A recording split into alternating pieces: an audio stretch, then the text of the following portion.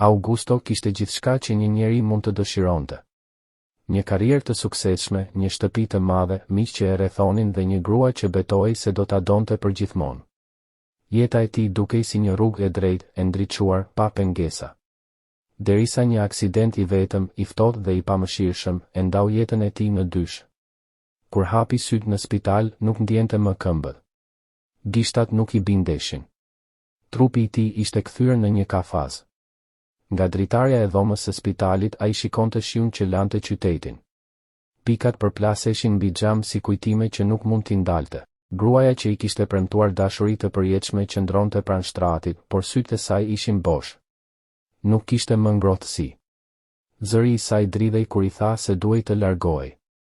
Se nuk ishte mjaftueshëm e fortë për një jetë me të. Unaza rëshiti nga gishti i saj dhe tingulli metalik mbi komodin i theu zemrën më shumë se çdo diagnozë mjeku. Pas saj filluan të largoheshin edhe të tjerët. Miqt, vizitat, mesazhet. Fillimisht çdo ditë, pastaj rrallë, pastaj kurrë.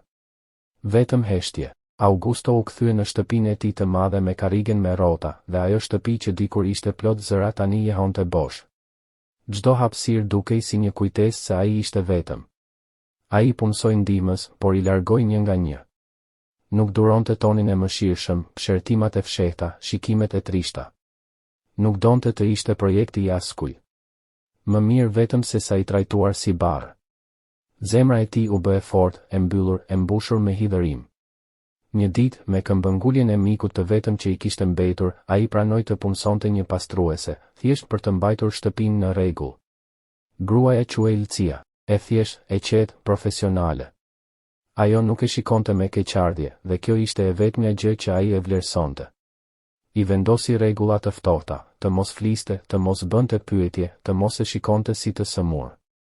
Ajo vetëm pohoi me kokë dhe filloi punën. Por kishte diçka që ajo nuk e kishte treguar. Ajo kishte një vajzë të vogël. Një fëmijë kureshtar me sy të mëdhenj që nuk kishte ku të rinte gjatë ditës. Me frikën se do ta humbiste punën, Lucia e solli fshehurazi me vete, duke i kërkuar të rinte e qetë në një cep. Për disa ditë gjithçka shkoi mirë. Vajza vizatonte në heshtje, por fëmijët nuk janë krijesa të bëra për heshtje.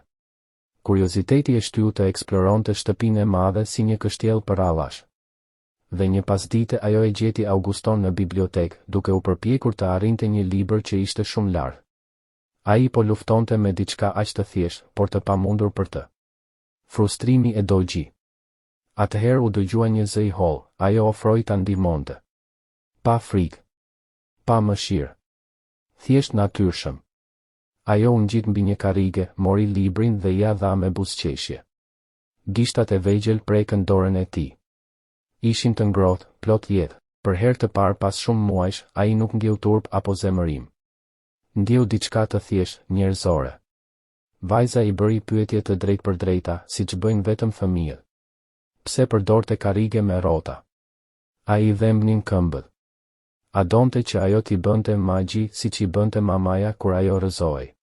Nuk kishte keqtashje në zërin e saj, vetëm kujdes.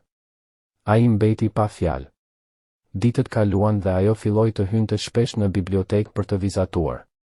Derisa një ditë ajo gjeti një fotografi të vjetër dhe bëri një vizatim. E vizatoi Auguston në këmbë, duke buzëqeshur. Të plotë. Të lumtur, siç e shihte ajo në imagjinatën e saj. Kur ai e pa, zemërimi i vjetër shpërtheu. I bërtiti. Vajza qau. Lucia u largua me të, duke menduar se gjithçka kishte marrë fund. Shtëpia u mbush sërish me heshtje, por kësaj here ajo heshtje e coptoi nga brenda. Kur ai ktheu vizatimin, pa në anën tjetër disa shkronja të shtrembëra, për xhaxhajin e trishtuar, bëhu i lumtur. Diçka u thye brenda tij. Ai, njeriu i fortë që kishte përballuar humbje të mëdha, filloi të qante si fëmijë. Ai vendosi t'i gjente. U ngjit me mundim shkallëve të një ndërtese të vjetër. Kur vajza e pa, u fsheh pas nënës nga frika. Kjo e dhembi më shumë se çdo gjë. Ai kërkoi falje. Me zë të ulët. Të sinqertë. Ajo e dëgjoi, pastaj e fali me thjeshtësi, siç vetëm fëmijët dinë të falin. E përqafoi fort. Ai e përqafoi mbrapsht. Dhe në atë përqafim ndjeu se zemra e tij po zhbllokohej. Që nga ajo ditë, jeta nuk u bë perfekte. Këmbët nuk u shëruan. Dhimbjet nuk u zhdukën. Por shtëpia u mbush me vizatime, me lapsa me ngjyra, me të qeshura të vogla. Ai la dyert hapur. La njerëzit të hynin. Sepse ndonjëherë nuk është një mrekulli e madhe që të shpëton. Është një fëmijë i vogël që të sheh jo si të thyer, por si njeri, dhe kjo mjafton për të mësuar si të jetosh përsëri. Dera u mbyll me një tingull të thatë dhe dhoma u mbush me heshtje. Nando u ul në koltukun përballë Augustos dhe e vështroi për disa çaste pa folur, sikur po zgjidhte me kujdes fjalët. Ajri duke i rëndë. Pastaj ai mori frym thellë dhe foli për darkën vjetore bamirëse të fondacionit të kompanisë, ngjarjen më të madhe të vitit, vendin ku mblidhej e gjithë elita e biznesit, ku firmoseshin marrëveshje dhe ku ndërtoheshin reputacione. Augusto ngriti supet me indiferencë. Tha se nuk do të shkonte. Nuk kishte dëshirë të bëhej spektakël, nuk donte që njerëzit ta shikonin si histori frymëzimi apo si tragjedi ambulante. Por Nando e kishte parashikuar përgjigjen. Ai vendosi një tablet mbi tavolinë dhe i tregoi një email. Bordi donte ta nderonte si sipërmarrësin e vitit për mënyrën se si kishte mbajtur kompaninë në këmbë pavarësisht aksidentit. Fjalat te i kalim i dukej si shaka e hidhur. Ai jetonte i mbyllur në një shtëpi të madhe, duke u fshehur nga bota. Nando u përkul përpara dhe i foli me zë të fortë. Tha se pikërisht për këtë arsye duhej të shkonte. Sepse po fshihej. Sepse po u jepte të drejtë atyre që e kishin braktisur, sepse po sillte provë se nuk ishte më ai njeriu që dikur frymëzonte të tjerët. Augusto murmuriti se nuk ishte më ai. Dhe Nando buzëqeshi lehtë. Tha se ishte më i mirë. Se njeriu i dikurshëm nuk do të kishte durim të ulej e të vizatonte me një fëmijë, nuk do të kërkonte falje, nuk do të shite përtej ambicies. Fjalët e tij godisnin si thika, sepse ishin të vërteta. Ai kishte frikë. Frikë nga sytë që do ta shihnin vetëm si karrige me rrota. Frikë nga pëshpëritjet. Frikë nga takimi me të kaluarën, me gruan që e kishte lënë. Frikë se do të kuptonte se bota kishte ecur përpara patë. Nando e pyeti Sajjad do ta lejonte një aksident ta përcaktonte jetën. Sajjad do ta linte një person të mbante çelsin e burgut të tij. Në atë moment dera u hap dhe Sofia hyri duke vrapuar, me duar të lyera me çokollatë, duke folur për një tortë të sapo pjekur. Prania e saj e thjesht e theu tensionin. Augusto pranoi një copë dhe për një çast gjithçka dukej e zakonshme. Nando u ngrit dhe tha se eventi ishte pas pak kohe, se kishte kohë për të vendosur. Por atë natë Augusto nuk fjeti. Imagjinata i sillte fytyra, gjykime, zëra që e quanin të mbaruar. Në mëngjes Sofia i solli një vizatim tjetër. Ai ishte në mes të një turme njerëzish që buzëqeshnin. Sipër ishte shkruar me shkronja të shtrembëra se ai kishte shumë miq. Ai e pyeti nëse vërtet besonte këtë. Ajo u përgjigj se të gjithë kanë miq, vetëm ndonjëherë harrojnë ku janë. Fjalët e saj të pafajshme e goditën fort. Ai kuptoi se nuk ishte bota që e kishte braktisur, por ai që ishte mbyllur. Atëherë i propozoi të shkonte në festë me të.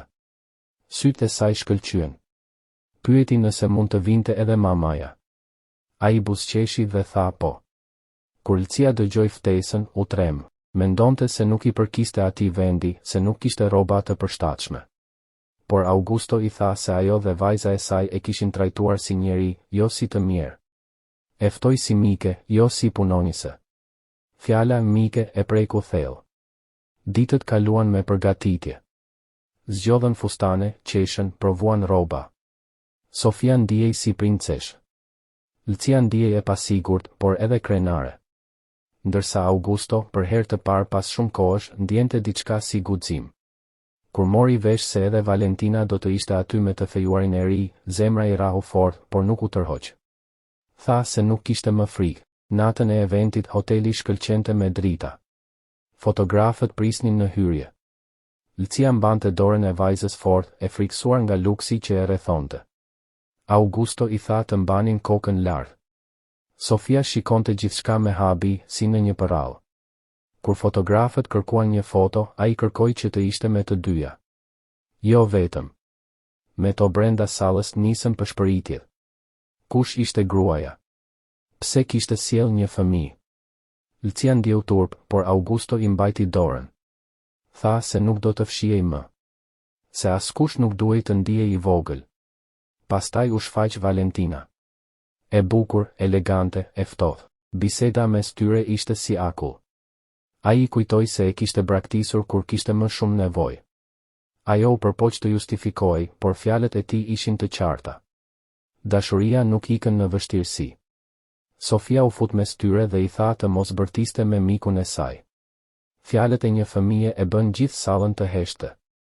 Kur Valentina e humbi kontrollin dhe ngriti dorën, njerëzit pan qartë kush ishte viktima dhe kush agresori. Turma ndryshoi. Augusto e tërhoqi Sofian pranë dhe kuptoi se nuk ndjente më asgjë për të kaluarën. As dhimbje, as frikë. Vetëm liri. Kur e thirrën në skenë për ta nderuar, ai u nis drejt podiumit mes duartrokitjeve të sinqerta. Sofia I mbante dorën me krenari. Dhe për herë të parë pas shumë kohësh, ai nuk po ngjitej në skenë si simbol I një tragjedie, por si njeri I plodh. Ai e mori mikrofonin me duar që I dridheshin lehtë, por zëri I tij doli I qartë, I fortë, duke mbushur gjithë sallën që ishte zhytur në heshtje të plodh. Dritat e kristalta të tavanit reflektonin mbi fytyrat e njerëzve, të gjithë të kthyer nga ai, duke pritur fjalët e radhës. Për një çast ai mbylli syt, sikur po kërkonte brenda vetes të vërtetën që kishte kohë që e mbante të mbyllur. Tha se nuk e meritonte atë çmim për tej kalim. Se nuk kishte asgjë heroike në dhimbjen e tij. Nuk kishte asgjë madhështore në faktin që kishte mbetur I ulur në një karrige me rrota. Pastaj shtoi se nëse kishte mësuar diçka, ishte se vlera e vërtetë e jetës nuk kishte të bënte me para, me pushtet, me status apo me faktin nëse mund të ecte apo jo. Vlera ishte tek ata që qëndronin pranë teje kur gjithçka shembej. Tek ata që të shihnin edhe kur ti nuk arrije të shije veten. Tek ata që besonin në ty kur ti kishe hequr dorë. Syt e tij u ndalën te Sofia dhe Lcia. Zëri I u zbut. Tha se nëse kishte ka përcyer diçka, kjo kishte ndodhur fal një fëmije që nuk pranoi ta shite me frikë dhe fal një gruaje që e trajtoi me dinitet kur ai kishte harruar çfarë do të thoshte kjo fjalë. Sallën e pushtoi një val duartrokitjesh. Sofia, pa e kuptuar plotësisht madhështinë e momentit, I përshëndeti njerëzit si një princesh e vogël. Ndërsa diku larg, gruaja e së kaluarës u largua me nxitim e turpëruar. Dhe Augusto kuptoi se nuk ndjente më asgjë për të. As dhimbje. As zemërim. Vetëm boshësi. Faqja ishte kthyer. Videoja e atij momenti u përhap si zjarr. Telefonat kishin regjistruar gjithçka. Fjalimin, përqafimin e vajzës, përplasjen me të kaluarën. Rrjetet sociale gumëzhinin me komente. Por ajo që ndodhi më pas ishte edhe më e papritur. Disa ditë më vonë, ndërsa ai ishte në bibliotekë duke parë disa dokumente, interkomi ra. Roja I kompleksit tha se një grua kërkonte ta takonte me ngulm. Tha emrin e saj. Stomaku ju shtrëngua. Pjesa e vjetër e tij donte ta refuzonte menjëherë. Por pjesa e re, ajo që Sofia kishte zgjuar, ajo që ende besonte tek një shans I dytë, hezitoi. Pranoi. Kur ajo hyri, nuk dukej më si gruaja elegante e eventit. Syt I kishte të fryrë, pa grim, me rroba të thjeshta. Dukej e lodhur, e thyer. Ajo kërkoi falje. Jo për të justifikuar, por për të pranuar se kishte qenë frikacake. Pranoi se kishte dashur gjithmonë sigurinë që ai përfaqësonte, jo njeriun që ishte. Pranoi se kur jeta u bë e vështirë, ajo mendoi vetëm për veten. Ai e dëgjoi në heshtje. Nuk kishte më zemërim. Kur ajo tha se kishte humbur gjithçka, se I fejuari I ri e kishte lënë, se njerëzit e gjykonin, ai vetëm u përgjigj se ndonjëherë pasojat janë mësimi më I ashpër. Ajo u largua duke I thënë se për herë të parë kishte kuptuar çfarë ishte dashuria e vërtetë, duke e parë atë me Lcian dhe Sofian. Pastaj u zhduk nga jeta e tij përgjithmonë. Pak më vonë dera u hap sërish dhe u dëgjuan hapa të vegjël. Sofia hyri me çantën roz, plot vizatime. Ajo I shpërndau mbi tavolinë, duke folur pa pushim. Augusto buzëqeshi sinqerisht. Lcia u afrua dhe për herë të parë foli për të kaluarën e saj. Tregoi për burrin që kishte humbur në një akt shpëtimi. Për frikën që ai kishte ndier, por që megjithatë kishte hyrë në zjarr për të shpëtuar të tjerët. Ajo tha se guximi nuk ishte mungesa e frikës, por të veproje pavarësisht saj. Fjalët e saj e prekën thellë. Ai e kuptoi se edhe ai kishte bërë të njëjtën gjë në event, kishte pasur frikë, por kishte shkuar. Kishte folur. Kishte jetuar. Sofia pastaj tregoi një vizatim të ri. 3 figura duke mbajtur duar. Një burr në karrige, një grua dhe një fëmijë. Poshtë shkruaj me shkronja të shtrembëra, familja ime e zemrës. Heshtja u mbush me emocione. Augusto tha se familja është ai që qëndron, që kujdeset, që të do edhe kur është e vështirë. Vajza tha se atëherë ata ishin familje. Dhe askush nuk e kundërshtoi. Ai propozoi diçka që i kishte lindur prej ditësh në mendje. Tha se nuk donte më të rinte i mbyllur duke u mëshiruar për veten. Donte të përdorte gjithçka që kishte ndërtuar për të ndihmuar të tjerët. Donte të krijonte një institut për njerëzit me aftësi të kufizuara, për t'i ndihmuar të riktheheshin në punë, për t'u dhënë mbështetje psikologjike, për t'u kujtuar se jeta nuk mbaron me një tragjedi. I kërkoi Lcias të punonte me të, jo si pastruese, por si koordinatore marrëdhëniesh njerëzore. Ajo u habit, tha se nuk kishte diploma. Ai u përgjigj se empatia dhe forca e saj vlente më shumë se çdo certifikat.